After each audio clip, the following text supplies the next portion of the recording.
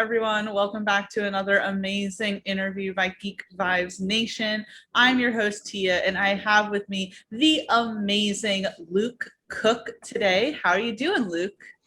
I'm good. How are you, Tia? Good. It looks like you have some great lighting. So either you're in front of a window or you have really awesome lighting sets. No. This is my office desk, and I am right in front of a window. But I'm an actor, so I always want to have great lighting. Yeah. That's just 101. Yeah, exactly. That's awesome. And, before I hit record, we were talking about virtual things like premieres and now interviews. So, I mean, it is great to meet you at, albeit over Zoom. But I hope that those who are watching this can also feel like they're meeting you, because this is pretty exciting. I mean, I know we're here to talk about your movie, Eye Without a Trace, but I can't not say that you were Lucifer on the chilling adventures of Sabrina. So I know that my fan base is going to just be clawing at this. Yes, I was. I played the Lucifer. I mean, so many actors have gotten to play Lucifer and done great jobs of it. I think it was definitely one of my career highlights, playing Lucifer. It's such a fun character to play. And I was going to ask, in the past few years, we've seen a few people playing Lucifer, you, Tom Ellis, Mark Pellegrino on Supernatural. So, yep. I mean, I do have to ask, what was your approach in kind of making your version of the King of Hell stand out from the others? Well, I never watched them, first and foremost. I never saw what they did. I guess I really wanted to bring humor first and foremost, and fun first and foremost to the character, just because you can play someone evil and dark and mean, or you can make them like lovable, charming, and evil too, and I really wanted it, because the devil would be charming. He'd like absolutely have you in the palm of his hand and then do bad things with you. That would be the way. So that was my thing. And then I recently watched Tom Ellis do it, and I think maybe he had the same thought, because he does a great bloody job with it. Yeah, it seems like a character to really have a whole lot of fun with. And so, I mean, honestly, I think it's a good transition to talk about your upcoming movie, Eye Without a Trace. It's this upcoming thriller. I watched the trailer and it looks honestly terrifying, but I'm going to let you explain, what this movie is about and what your character is. Yeah, so this is I guess it's a kind of a psychological thriller / horror. It's about a young man who is a bit of a computer whiz, also a bit of a creep / incel, but mostly he's an introvert who messes about on the computer and hacks into women's webcams and like watches them and becomes obsessed with six different women, I think it is, or some number, more than one. I'll put it that way.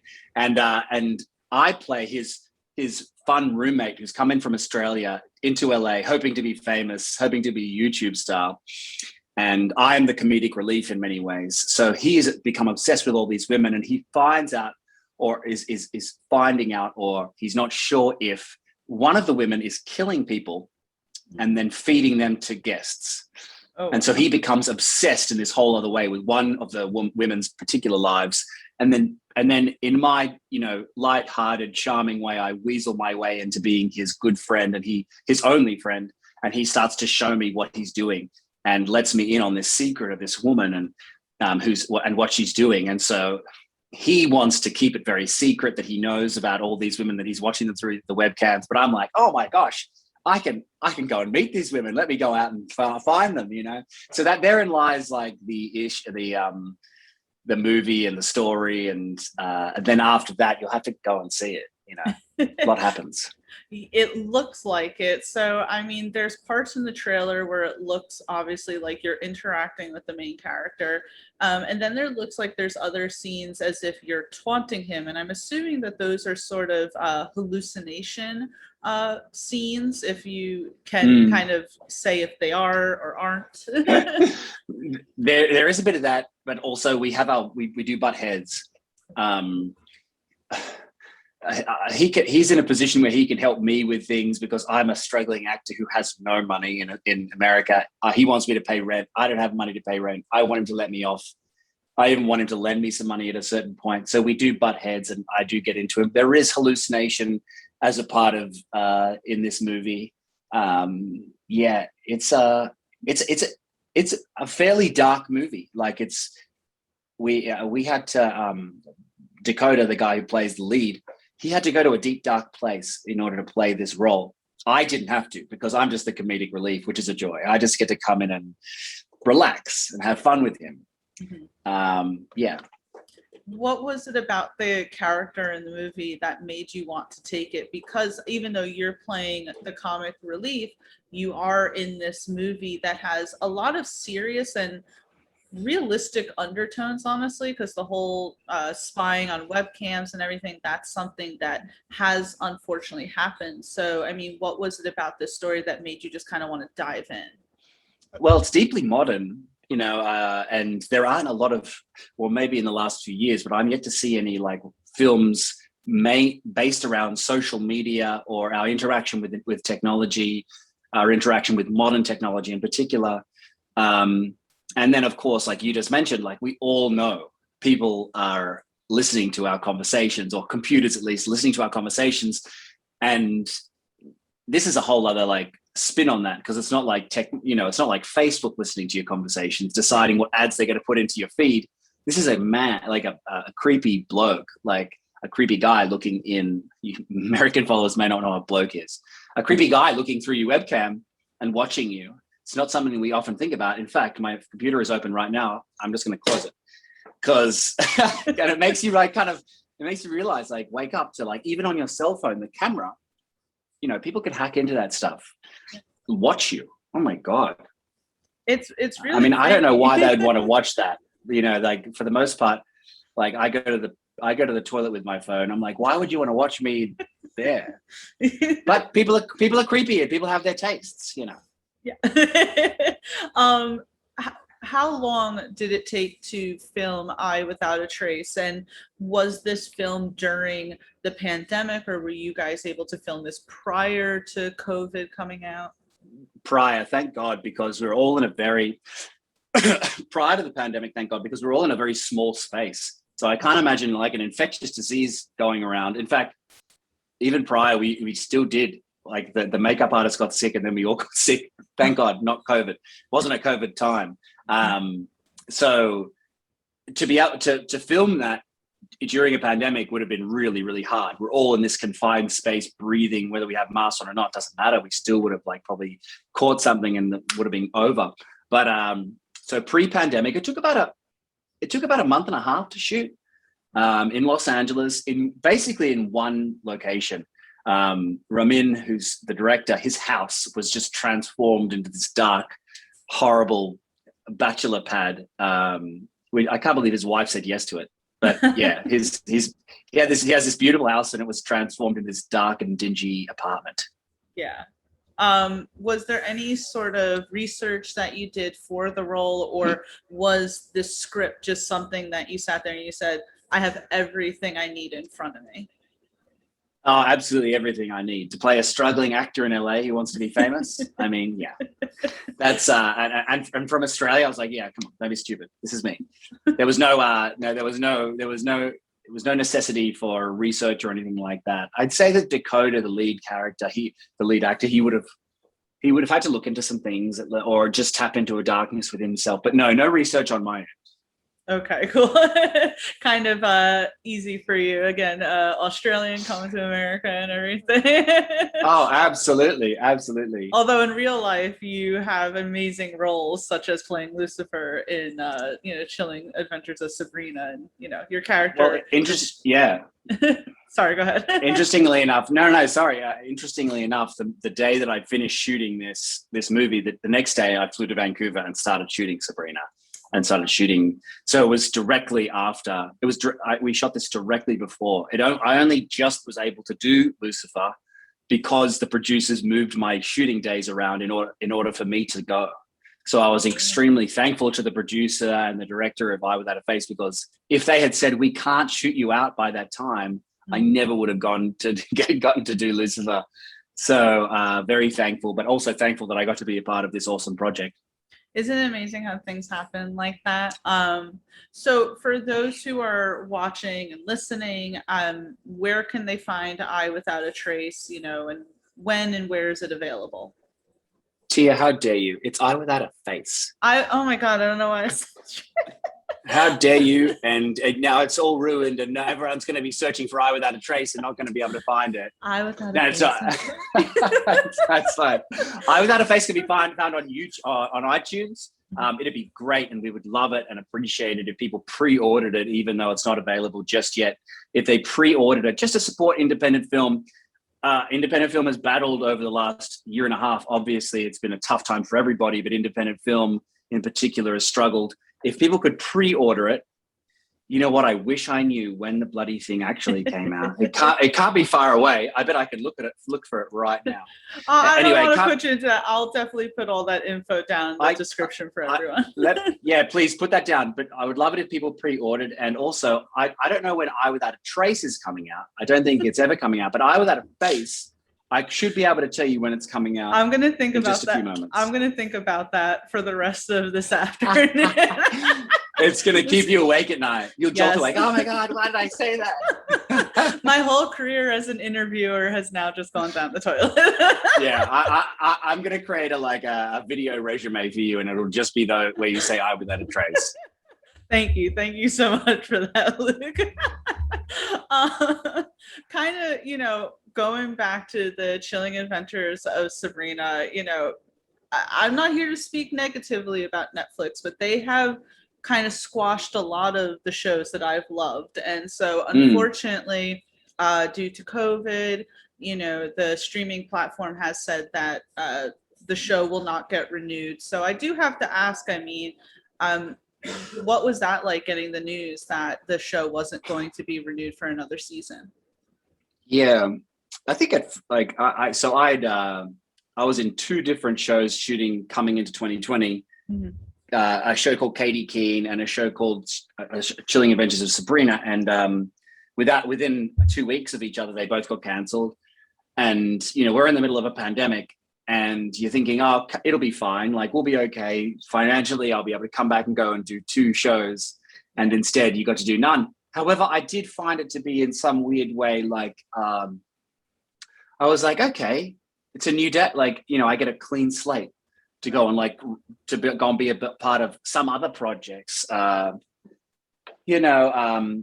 was sad that it got, because we really loved to work together, and not many sets you can say that about. We really loved getting to act, hang out, do this fun stuff, be in this alternate universe, and then finding out it wasn't going to go ahead. It was a tad sad, because I know that Roberto had another season he wanted to do. And nothing got wrapped up. And but yeah, Netflix is going to do what they do. I don't think they're particularly interested in wrapping stories up. They're more interested in getting new subscribers in. That's what their thing is. So they're just going to do 4. They're going to do 4 seasons of something and then say goodbye to it, even if there's no neat resolution. Yeah, I mean, they're a business. They've got to be thinking that way, which I completely understand. And yeah, who knows? You just can't say what's going to happen anyway. Roberto is writing currently the comic of season 5 because he didn't get to do it.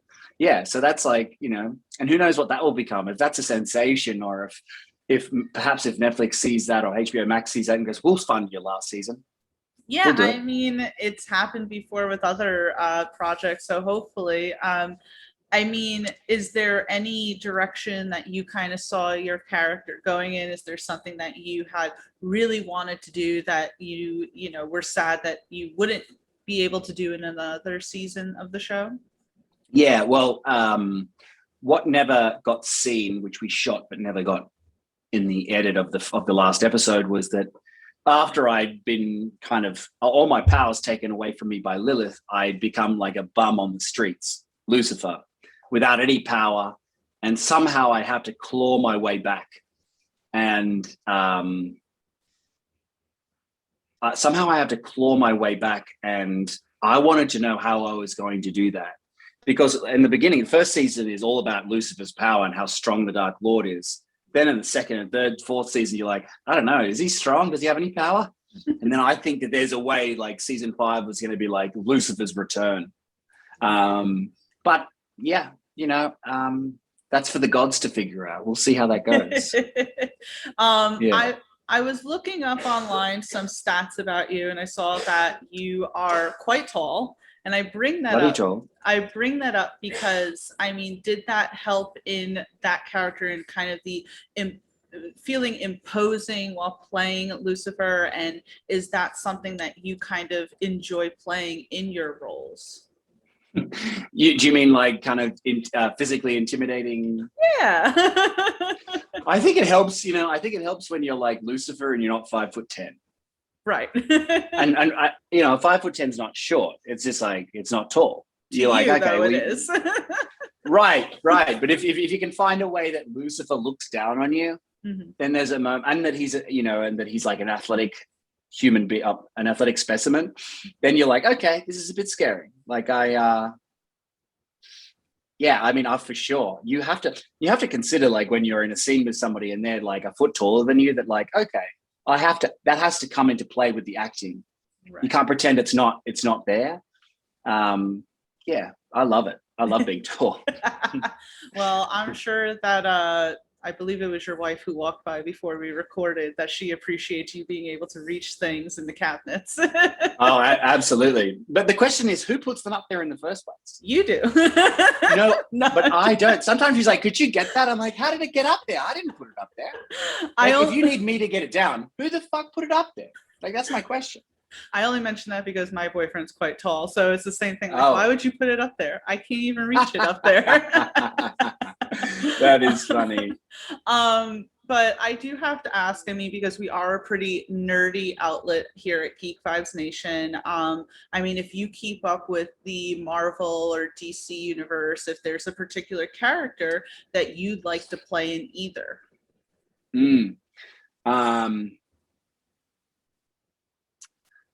I really like anything. I mean, the Marvel universe just tends to be more comedic, which plays to more my strengths. So if there is a way, I love like Deadpool would be fantastic, like a quick-witted, subversive superhero, anti-superhero almost. That sounds really fun to me. I'd love to play Buffalo Bill from the Hannibal. From Silence of the Lambs? Silence of the Lambs. Yeah, exactly. I just think that would be like something that I could really do. Yeah, sorry. You asked about like DC, Marvel. I'm like Buffalo Bill, but I'm like, that's my dream. Yeah, like like Guardians of the Galaxy. I was in Guardians of the Galaxy 2, and those type of movies, like where comedy is so important and prioritized within an action film, like that's where I want to be. And Marvel is just tending to do that more. I'm not sure which superhero I could possibly play, but no doubt it's certainly a goal, I think, that I don't often talk about. I'm like, I would love to be a superhero. You could be Thor's other brother, his long lost brother. Yeah, I could totally be like Loki. It'd be like Noki or something. There you go.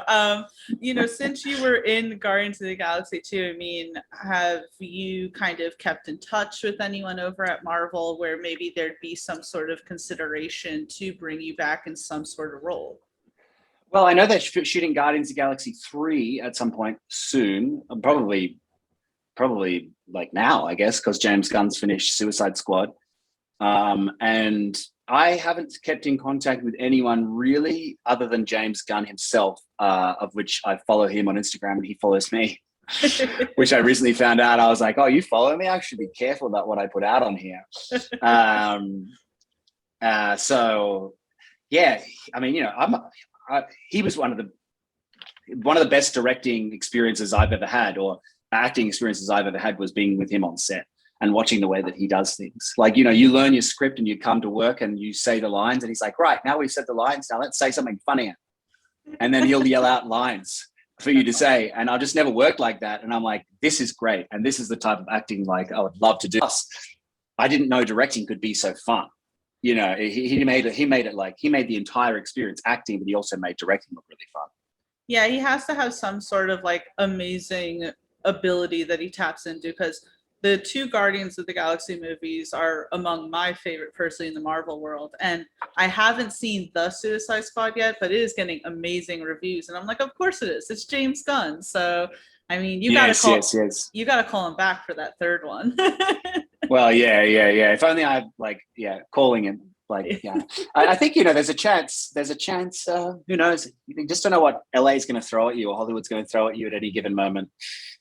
So I pray that I come back, or who knows? Maybe there's another movie we can work together. I just would love to work with him again. I would love to see the Suicide Squad. I'm a friend of Flula, the German guy. Oh my God, he's one. First of all, I want to see it in general. But I started watching his YouTube videos after the first trailer, and I'm like, this guy's hilarious. I have to watch just because of him, almost.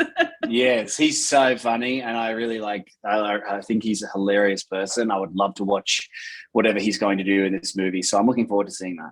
I am as well. So, I mean, Luke, besides Eye Without a Face, gotta make sure that I got that right this time. I mean... What other projects do you have going on? What else can we expect to see you in? I'm currently I'm on Dynasty, which is on CW every Friday night, just for 4 or 5 episodes. And then I'm also about to start shooting Dollface, which is a Hulu show with Kat Dennings. That's exciting. Yeah, which is really cool. I'm her love interest. I'm not sure how long I'll be sticking around, but hopefully a little while. We'll see. It's a very funny show. I really love it. I watched the first season and was like, okay, this is genuinely funny. So I'm looking forward to doing that. And then I'm also developing a show with Comedy Central that I've written. So I'm hoping to get that off the ground. I would love to get it into production by the end of the year, but these processes can take longer than you ever want them to, especially with writing. But just keep an eye out for those two. Is there anything else? Follow me on Instagram. I'm always talking about myself, so you'll see whatever I'm up to through there, Dynasty episodes, etc. You'll be able to keep up with me. Awesome. So everyone, please make sure that you go and follow Luke Cook on Instagram. Please make sure that you check out Eye Without a Face. I will put the information down below, including the trailer, so you can see how creepy it was, because again, I watched and I was like, I'm a little creeped out about this, but it looks great. If you like psychological thrillers, you're gonna love this. And I really do hope that we get to see you in other projects such as Marvel, so that you can really stretch your legs. But Luke, it's been awesome speaking with you today. Thank you again for taking the time to speak with me. And until next time, bye. Yeah, thanks so much, Tia. See you.